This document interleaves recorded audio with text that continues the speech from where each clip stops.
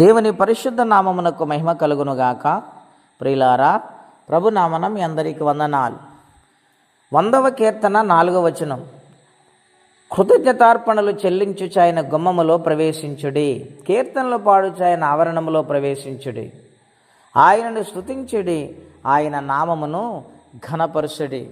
ప్రియమైన దేవుని బిడ్డలారా, భక్తుడంటూ ఉన్నాడు ఆనందముతో సంతోషముతో దేవుని సన్నిధిలో ఎలా ఉండాలి? ఇక్కడ వ్రాయబడ్డాయి. కృతజ్ఞత కలిగి ఉండాలి. ఎందుకు కృతజ్ఞత కలిగి ఉండాలి? ఆయన బ్రతికించాడు గనుక, ఆయన ఆరోగ్యమునిచ్చాడు గనుక, అన్నవస్త్రములను నీడను ఆరోగ్యమునిచ్చారు గనుక ఆయనకు కృతజ్ఞతాస్తుతులు చెల్లించాలి.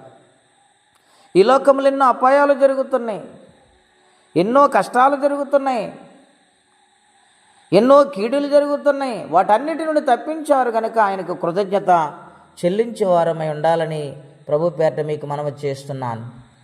ఆయనకు అర్పణలు చెల్లించాలండి, ఆయన గుమ్మములో ప్రవేశించాలి. ఆ విధముగా మనము ప్రార్థించుటకు కృతజ్ఞత కలిగి ఆయన ఆవరణంలోనికి, ఆయన గుమ్మములోకి ప్రవేశించినప్పుడు ఆయన నిత్యముగా మనలను జ్ఞాపకం చేసుకుంటాడు. ప్రియులారా, యెహోవా దయాళుడు కదండి. ఆయన దయాళుడు గనుక, ఆయన కనికరమ కలిగిన దేవుడు గనుక మన అపరాధములు క్షమించి మనము ప్రార్థిస్తుండగా, ఆరాధిస్తుండగా, స్తుతులతో ఆయనను మహిమపరుస్తుండగా మన ప్రార్థన ఆయన ఆలకిస్తారు. గనుక స్తుతించే వారమై ఉండాలి, కృతజ్ఞత కలిగి ఉండాలి, ఆరాధించే వారై ఉండాలని ఈ యొక్క ఆరాధన సమయంలో, ఈ మహావిశ్రాంతి దినములో పరిశుద్ధాత్మ దేవుడు మనతో మాట్లాడుచు ఉన్నారు. యేసు ప్రభువారు సమరయ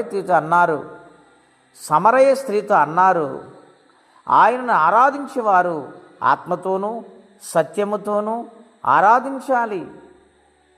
గనుక మనందరము కూడా ఆరాధించుటకు ఆయన సన్నిధికి కృతజ్ఞత కలిగి వస్తే ఖచ్చితంగా దేవుడు మనల్ని దీవిస్తారు, ఆశీర్వదిస్తారు. దావీదు లాంటి మహారాజే ఆయనను మహిమపరచుటకు, ఆరాధించుటకు ఆయన సన్నిధానములో ఎంతో సంతోషించేవారు.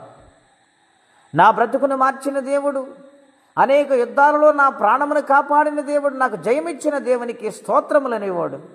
గనుక దేవుడు ఆయన్ను హెచ్చించారు, ఆశీర్వదించారు, ఘనపరిచారు.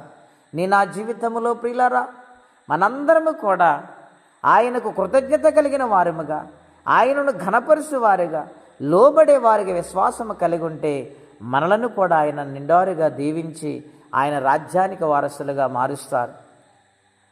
ఇంకా అవకాశం లేకుండా సన్నిధికి రాలేని పరిస్థితిలో ఉంటే ఆయన పాదాలు కడగండి, ఆయనే చెయ్యపట్టుకి నడిపించుకునే రోజు ఖచ్చితంగా వస్తుంది. దేవుడు అన్యాయము చేసేవాడు కాదు, ఆయన న్యాయవంతుడే. ఆయనను బ్రతిమాలుకుంటే ఆయన విడిచిపెట్టే దేవుడు కాదండి.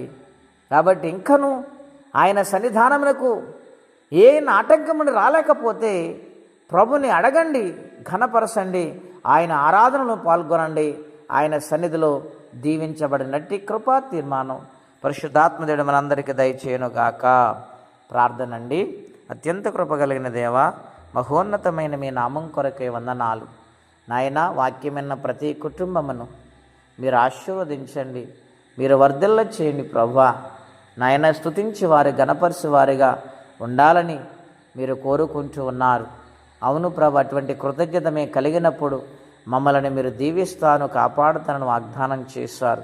ఆ వాగ్దానం పొందుకుంటూ నీ సన్నిధానంలో జీవించే భాగ్యము, మీ రాజ్యమునకు వారసుల ఈ భాగ్యం అందరికీ దయచేయండి. ఎవరి కష్టములు, బాధలు, ఇబ్బందులు ఉన్నారో వారికినే సహాయం పంపించమని యేసుక్రీస్తు వారి పుణ్యనామములో ప్రార్థించి వేడుచున్నాము తండ్రి. ఆమేన్. దేవుడు నిండారుగా దీవించునుగాక. ఆమేన్.